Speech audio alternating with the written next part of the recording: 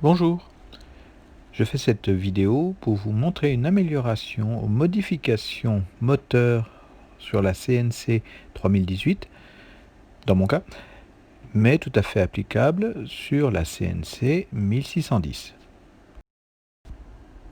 J'ai mis en lien dans la description la vidéo de Gigi Enterbury concernant la modification principale au niveau du moteur, dans laquelle on voit que le contrôle de mise en route ou d'arrêt de celui-ci se fait par l'intermédiaire d'un interrupteur. L'amélioration que je propose va permettre de commander logiciellement ou depuis le petit boîtier de commande déporté la mise en route ou l'arrêt du moteur de l'outil. Voici le schéma de câblage de la petite interface que je vous propose de réaliser pour piloter la mise en route ou l'arrêt du moteur. C'est un câblage tout à fait simple. Le relais de type 24 volts est à deux contacts repos-travail. C'est de la récupération. Si vous avez un relais 24 volts avec un seul contact repos-travail, ça suffit largement. Donc bien sûr, le pilotage se fait à gauche par une entrée 24 volts qui est l'entrée qui vient de la sortie moteur de la carte de contrôle. C'est une sortie en PWM, en largeur d'impulsion. Donc ce qui peut provoquer des hachures dans le signal, donc ce n'est pas un signal continu. Donc pour cela, ce qu'on va faire, c'est qu'on va rajouter simplement un condensateur qui va lisser tout ça, la tension. Une diode ensuite de roue libre, bon, un N4007, très connu, qui ira se mettre en parallèle sur la bobine du relais pour éviter les retours de pic de courant en cas d'interruption, au moment d'interruption de circulation du courant. Et bien sûr, de l'autre côté, nous aurons un contact normalement ouvert utilisé sur le relais qui ira se brancher sur les deux bornes de commande marche-arrêt du boîtier d'alimentation du nouveau moteur. Ce contact de relais donc va remplacer l'interrupteur qu'on utilisait pour mettre en route ou arrêter le moteur de l'outil. Évidemment, cette modification va nécessiter que dans la génération du fichier G-code, on pense bien à donner une vitesse de rotation au moteur de l'outil, sinon celui-ci ne démarrera pas au moment de l'utilisation de la machine. Cependant, le contrôle de la vitesse de rotation de l'outil restera manuel via le potentiomètre fourni avec le boîtier d'alimentation du moteur.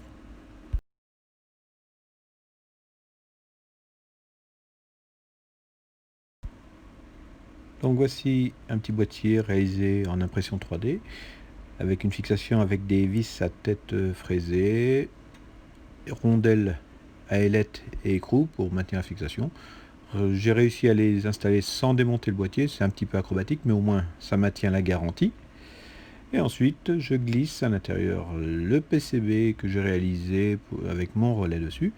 C'est un peu de luxe car on peut très bien le réaliser sur des plaques d'essai à bande cuivrée qui vont très bien aussi. Et ensuite ma sortie relais vient se raccorder à l'entrée on-off du boîtier d'alimentation avec des cosses en fourche, tout simplement.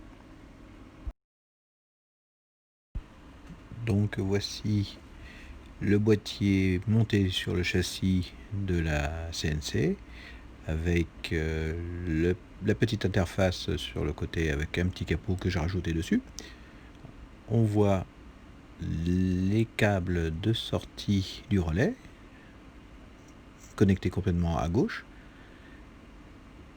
Ensuite, nous avons les fils d'alimentation du moteur d'outil qui remontent jusqu'ici.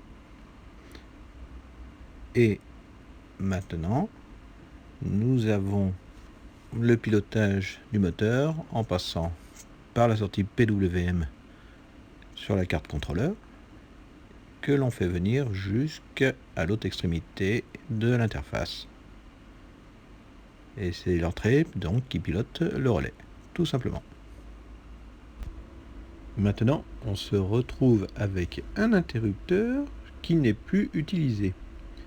Cependant, j'ai remarqué dans une autre vidéo de Gigi Enterbury concernant la sécurisation de la CNC qu'il avait installé un bouton poursuivre d'urgence sur sa CNC 1610 raccordé à la fiche A0 de la carte contrôleur. Alors malheureusement sur une CNC 3018, cette fiche A0 n'existe pas. Aussi, pour rappel, la fonction du bouton pousseur d'urgence arrêtait tout simplement tous les mouvements en X, Y et Z, ainsi que la rotation du moteur. Cependant, avec la modification moteur, justement, ce dernier a un boîtier d'alimentation indépendant, et si l'on enfonce le bouton poussoir d'urgence actuellement monté sur une CNC 1610, vous n'arrêtez que les mouvements X, Y et Z, mais la rotation du moteur d'outil continue. Et c'était par l'intermédiaire de cet interrupteur que vous l'arrêtiez. Donc il fallait faire deux actions avec cette modification. Il fait deux actions, un sur le bouton poussoir d'urgence et l'autre sur l'interrupteur pour tout arrêter de la machine CNC. Donc je me suis dit c'est un petit peu embêtant. Et je me suis dit, eh ben, tout simplement, l'interrupteur, je vais l'utiliser pour couper carrément toute l'alimentation de la CNC 3018. Tout simplement, donc en branchant, en faisant une petite modification dans le boîtier, donc j'ai installé un connecteur d'alimentation qui va me permettre de brancher l'alimentation, donc le boîtier d'alimentation de la CNC par ici. Ensuite, simplement la ligne plus, le plus 24 volts, je vais le couper, le faire passer par l'interrupteur du boîtier, et ensuite seulement aller avec une petite rallonge que j'ai fabriquée moi-même, avec un autre connecteur, le brancher sur l'alimentation de la carte électronique. Au final, ce qui fait que je n'ai pas de bouton poussoir d'urgence pour arrêter la machine en urgence, mais si je coupe l'alimentation par cet interrupteur, je coupe absolument tout, c'est-à-dire les mouvements X, Y et Z, ainsi que la rotation du moteur d'outil, puisque maintenant il est interfacé avec la carte contrôleur. Nous allons donc passer maintenant à une simulation. Voilà, donc on va mettre en route sous tension en clair la machine, ce qui est pratique. Je n'ai plus besoin d'aller appuyer sur le petit bouton poussoir de mise en route qui se trouve derrière. Donc ce sera déjà un point pratique de mettre en route depuis la face avant. Vous voyez, donc le moteur lui ne tourne pas, pourtant donc j'ai bien mis un certain nombre de tours minutes, pas loin de 4000 tours minutes. Et donc maintenant on va lancer tout simplement une gravure. Alors là je ne vais pas m'embêter, je vais prendre une découpe de circuit que j'avais fait récemment. C'est la découpe du circuit de la platine interface. Donc j'envoie le fichier à la machine et bien sûr le moteur se met en route tout simplement comme auparavant avec l'ancien système, donc avec ses déplacements, tout ce qu'il y a de plus normal. Donc on peut logiciellement faire abandonner la gravure avec la touche Abort. Voilà, et donc automatiquement le moteur s'arrête, les mouvements s'arrêtent. Bon, maintenant si nous relançons le gravage, on recommence la procédure, et que pendant le fonctionnement on constate un problème et qu'on n'a pas le temps d'aller jusqu'à l'ordinateur, aller cliquer sur le bouton d'arrêt, et qu'est-ce qu'on va faire? On va aller simplement couper la totalité de l'alimentation par ce petit interrupteur. et voilà le travail. Plus de mouvement ni en X, en Y, ni en Z, et plus de rotation moteur. Voilà, tout simplement. Alors bien sûr, pendant ce temps, le logiciel, lui, continue son travail. Il ne cherche pas à comprendre. Donc ce qu'on va faire, c'est que là, maintenant, tranquillement, on va faire annuler le travail au niveau du logiciel. Voilà. Et donc, on peut remettre en route la machine en toute sécurité. Voilà. C'était simple. Et puis au moins, ça permet de retrouver une fonction d'urgence au niveau matériel.